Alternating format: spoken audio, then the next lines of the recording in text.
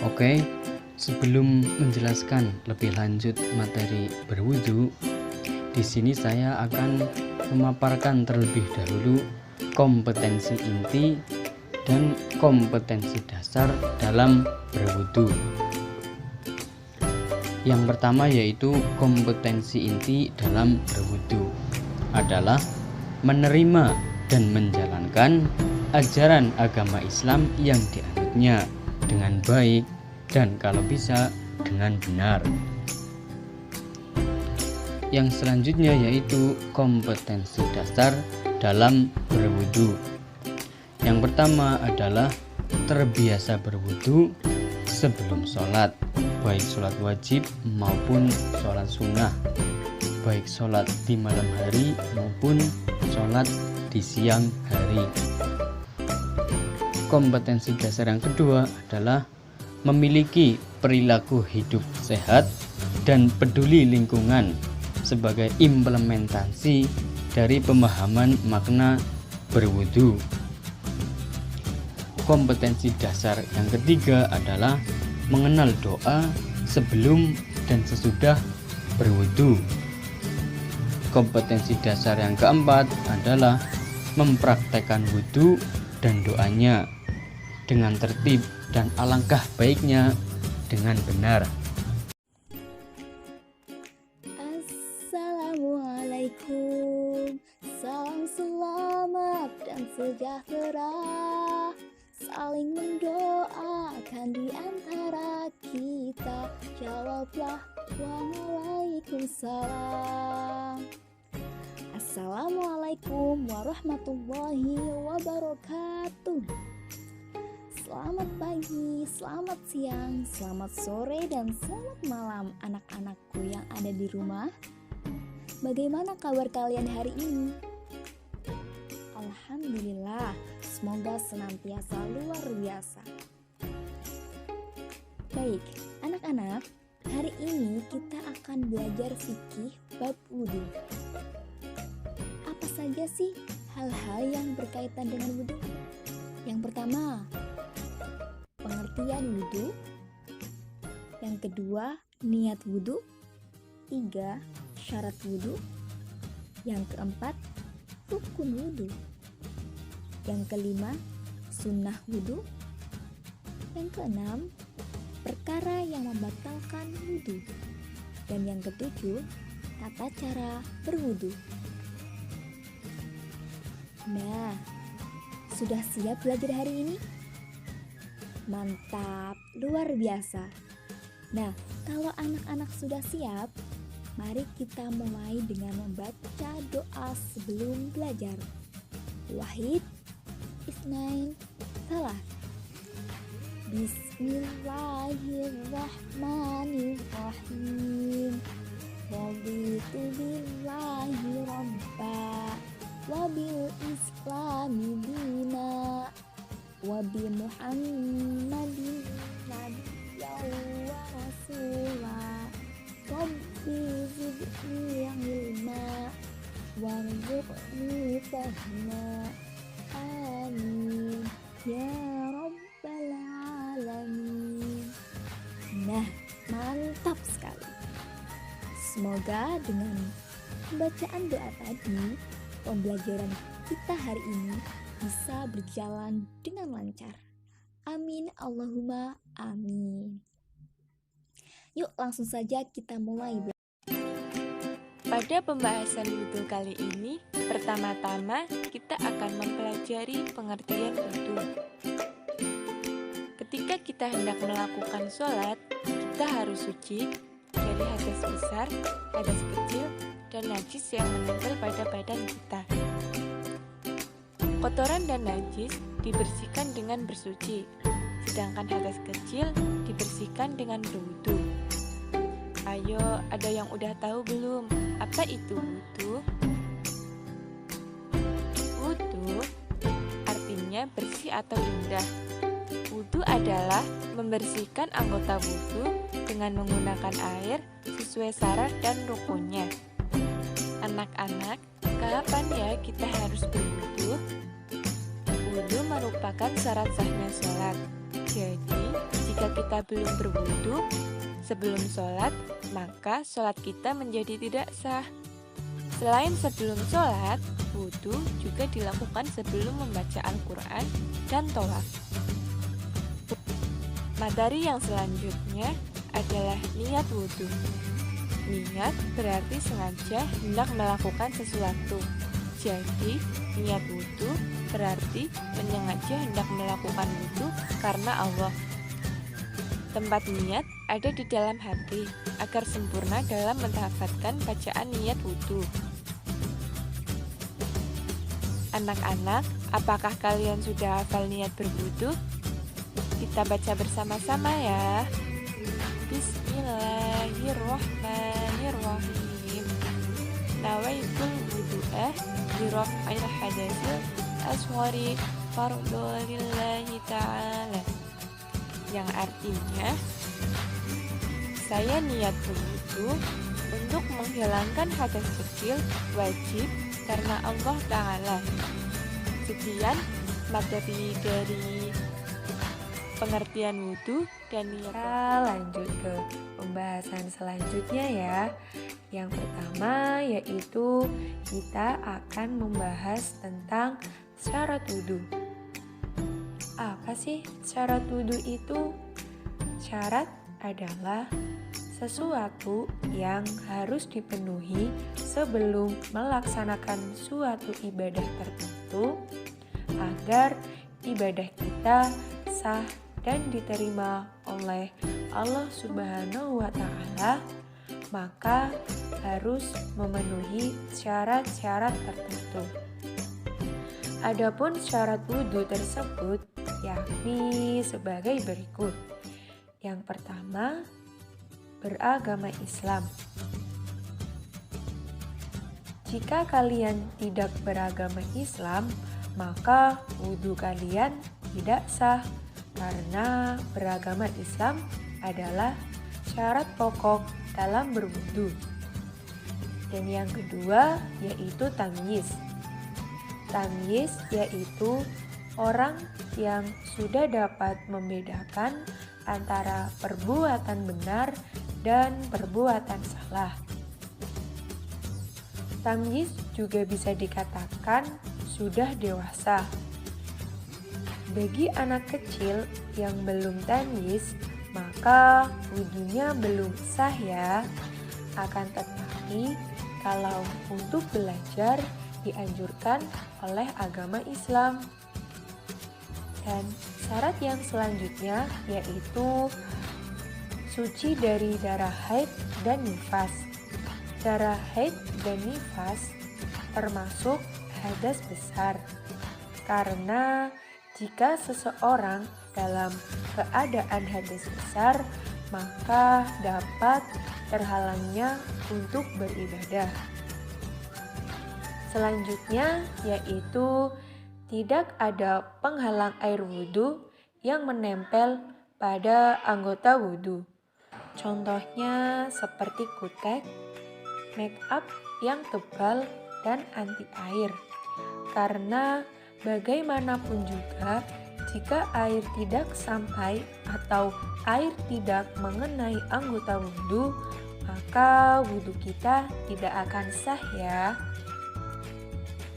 Untuk syarat yang kelima, yaitu tidak ada benda yang menempel pada anggota wudhu yang merubah air wudhu. Contohnya minyak tanah. Syarat selanjutnya yaitu menggunakan air yang suci dan mensucikan. Dalam berwudu, kita harus menggunakan air yang dapat digunakan untuk bersuci, seperti air sumur, air hujan, air laut, air salju, dan air embun. Yang selanjutnya yaitu mengetahui rukun wudhu. Apa sih rukun wudhu itu dan apa saja rukun wudhu itu? Nanti akan dijelaskan di pembahasan selanjutnya ya. Dan yang terakhir yaitu mengetahui mana yang termasuk rukun wudhu dan mana yang termasuk sunnah wudhu. Baik anak-anak, setelah kita membahas apa saja sih syarat-syarat wudhu, kita lanjut ke pembahasan selanjutnya ya, yaitu tentang rukun wudhu. Apa sih rukun wudhu itu? Rukun wudhu yaitu segala sesuatu yang harus dikerjakan saat berwudhu. Dan apabila ada salah satu rukun wudhu yang tidak dikerjakan, maka wudhunya tidak sah ya. Adapun rukun tersebut yaitu yang pertama, niat. Niat harus dibaca di dalam hati karena tempatnya niat adalah di dalam hati dan dilakukan saat membasuh muka atau wajah. Yang kedua yaitu membasuh muka atau wajah. Membasuh muka atau wajah dilakukan mulai dari ujung kepala, yaitu dari tempat tumbuhnya rambut kepala sampai ke bawah dagu. Yang selanjutnya yaitu membasuh kedua tangan hingga siku. Dalam membasuh kedua tangan hingga siku, kita dianjurkan untuk mendahulukan anggota tubuh bagian kanan, kemudian baru bagian tubuh yang kiri. Selanjutnya yaitu mengusap sebagian kepala. Mengusap sebagian kepala yaitu membasahi sebagian dari kepala atau rambut. Yang selanjutnya yaitu membasuh kedua kaki hingga mata kaki. Tentunya harus mendahulukan bagian yang kanan, baru bagian yang sebelah kiri. Dan yang terakhir yaitu tertib atau urut. Maksudnya adalah dalam melakukan wudhu harus dilakukan dengan berurutan dan tenang. Tidak boleh meninggalkan salah satunya karena ibadah kita tidak akan sah.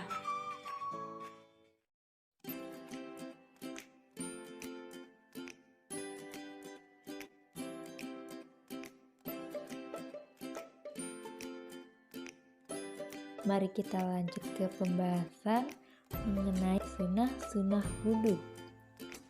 Sunnah-sunnah wudhu ada beberapa, yakni yang pertama yaitu bersiwak. Gimana adik-adik dan teman-teman? Kalian tahu bersiwak itu apa? Ya, bersiwak itu lebih kita kenal atau selama seperti kita bersihkan gigi atau menyikat gigi ya. Lalu sunnah wudhu yang kedua yakni membaca basmalah. Nah, bagaimana teman-teman dan adik-adik? Tahu bacaan basmalah seperti apa? Ya, begini bacaan basmalah. Bismillahirrahmanirrahim. Selanjutnya, sunnah-sunnah wudhu yang ketiga yakni membasuh kedua telapak tangan. Sunnah wudhu yang keempat yakni berkumur-kumur. Lalu selanjutnya sunnah wudhu yang kelima yakni membasuh lubang hidung. Nah, kalau sunnah wudhu yang keenam membasuh sisi dalam luar telinga. Lalu sunnah selanjutnya yang ketujuh menyela-nyela ruas-ruas jari tangan dan kaki. Sunnah wudhu yang kedelapan mendahulukan anggota tubuh yang kanan daripada yang kiri. Sunnah wudhu yang kesembilan yakni melakukan wudhu sebanyak 3 kali dalam melakukan gerakan berwudhu. Sunnah wudhu yang ke-10 atau yang terakhir yakni membasuh anggota wudhu secara berturut-turut. Nah, Bagaimana adik-adik? Sudah paham mengenai ketentuan wudhu untuk poin yang ketiga ini tentang sunnah-sunnah wudhu? Kalau sudah, mari kita lanjut ke pembahasan selanjutnya ya. Materi yang selanjutnya yaitu perkara yang membatalkan wudhu atau hal-hal yang dapat membatalkan wudhu. Yang pertama yaitu keluar sesuatu dari kubul atau dubur, seperti buang air kecil atau buang air besar. Jadi, jikalau kita setelah wudhu ingin ke belakang untuk buang air kecil, maka wudhu kita batal ya, atau harus mengulang kembali wudhu. Perkara yang membatalkan wudhu yang kedua yaitu hilang akal, yaitu pingsan. Jadi, jikalau kita sehabis wudhu kita jatuh pingsan, maka wudhu kita batal ya. Yang selanjutnya itu perkara yang membatalkan wudhu yang ketiga yaitu tidur nyenyak atau tidur tidak dalam keadaan duduk. Perkara yang membatalkan wudhu yang keempat yaitu bersentuhan kulit laki-laki dan perempuan, yaitu bersentuhan kulit laki-laki dan perempuan yang bukan mahramnya ya. Perkara yang membatalkan wudhu yang terakhir yaitu menyentuh kemaluan.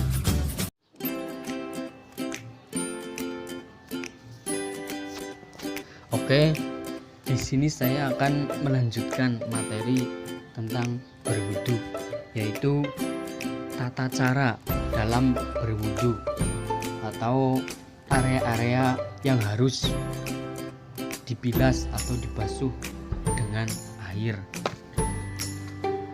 Tata cara yang pertama adalah membasuh telapak tangan hingga ke sela-sela jari sampai benar-benar terkena air, karena untuk menunjang proses wudhu yang selanjutnya. Tata cara yang kedua adalah berkumur-kumur. Tentunya berkumur-kumur di dalam mulut.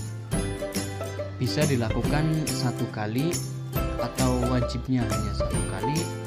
Untuk sunnahnya bisa sampai 3 kali. Dan untuk selebihnya itu makruh karena membuang-buang air. Tata cara berwudu yang ketiga adalah membersihkan lubang. Tentunya membersihkan lubang hidung dengan baik dan harus benar-benar bersih, kalau bisa bersih. Menuju tata cara yang keempat adalah membasuh wajah atau membasuh muka agar benar-benar mukanya mulus dan diharapkan bersih, supaya sholatnya benar-benar fresh dan tetap terjaga dalam menjalankan sholat dengan baik dan benar. Tata cara yang kelima adalah membasuh tangan dari ujung jari sampai ke siku, dari yang jari-jarinya kotor menuju ke tangan yang benar-benar bersih. Tata cara yang keenam adalah mengusap sebagian kepala. Ingat, hanya sebagian kepala, bukan seluruh kepala. Ingat ya, hanya sebagian kepala. Tata cara yang ketujuh adalah mengusap telinga. Tentunya mengusap kedua telinga, bukan hanya satu telinga. Menuju tata cara yang ke-8 adalah membasuh kaki dari ujung jari-jari sampai ke sela-sela dan menuju ke mata kaki, dan harus benar-benar bersih agar terlihat kinclong dan benar-benar fresh dalam menjalankan ibadah sholat. Ya, itulah tadi tata cara dalam berwudu. Yang selanjutnya adalah doa setelah berwudu. Bismillahirrahmanirrahim. Asyhadu an la ilaha illallah wahdahu la syarikalah wa asyhadu anna Muhammadan abduhu wa rasuluh. Allahumma ja'alni minat tawwabi waj'alni minal mutatahhirin waj'alni min ibadika sholihin. Amin. Itulah tadi doa setelah berwudu. Demikianlah pembelajaran kita kali ini. Mari kita tutup pembelajaran kita kali ini dengan membaca doa sesudah belajar. Wahid, Isnain, Talat. Bismillahirrahmanirrahim. Wal 'asri innal insana lafi khusrin illa alladzina amanu wa 'amilus sholihati wa tawassaw bil haqqi wa tawassaw bis sabr. Allahumma arinal haqqo haqqo warzuqna ittiba'ah wa arinal batila batila warzuqna ijtinabah. Amin. Walhamdulillahi rabbil alamin. Semoga ilmu yang kita dapat hari ini bisa bermanfaat dan berkah ya. Amin. Baik, atas perhatian anak-anak, Bu Guru akan mengucapkan terima kasih dalam 4 bahasa. Thank you, syukron, terima kasih, matur nuwun. Wassalamualaikum warahmatullahi wabarakatuh. Baik anak-anak, setelah kalian melihat dan mendengar video ini, ayo untuk kegiatan di rumah, hafalkan niat wudu dan doa sesudah wudu. Serta jawablah pertanyaan-pertanyaan berikut. Nomor 1. Sebelum mengerjakan sholat, diwajibkan A. Azan, B. Iqomah, C. Wudu. Nomor 2. Wudu adalah syarat sahnya ibadah. A. Zakat, B. Sholat, C. Puasa. 3. Rukun wudu pertama adalah A. Niat, B. Membasuh tangan, C. Membasuh kepala. 4. Berkumur-kumur termasuk titik-titik wudu. A. Rukun, B. Syarat, C. Sunnah. 5. Yang membatalkan wudu adalah A. Buang angin, B. Minum, C. Makan. Nomor 6. Membasuh tangan hingga titik-titik. Akan dijawab ya. Nomor 7. Rukun wudu terakhir adalah titik-titik. Nomor 8. Membasuh anggota wudu diulang titik-titik kali. Nomor 9. Jelaskan pengertian